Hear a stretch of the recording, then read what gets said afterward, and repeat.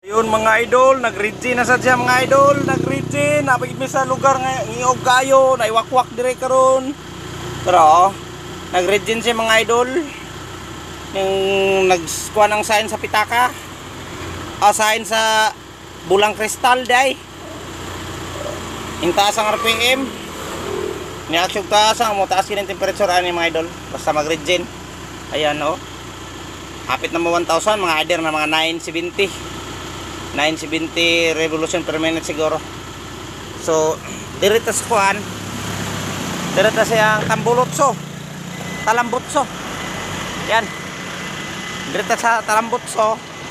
Ayan, agyo na may pagkahuman no, agyo may pagkahuman. Sus ganihara maguto. So atong ibalik din he, humana siya katong numrag ding pitik, humana to siya, humana to si mga idol. Umana tanawa katong green, napalong na. Ayun oh.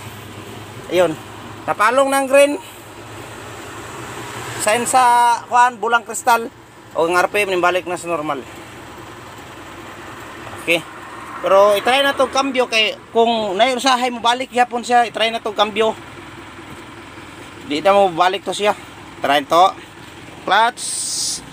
Cambio. Ayan. So wala na balik siya. Naiusahay mo balik ni siya, maalang-alang ba. Ayun. So mana siya regen. Muna yung regen switch pero wala na siya ning auto regeneration ra siya. Nag-regen ra siya samtang kadaganta. So atong ipadaplin kay para i-process ang yang regeneration. So thank you.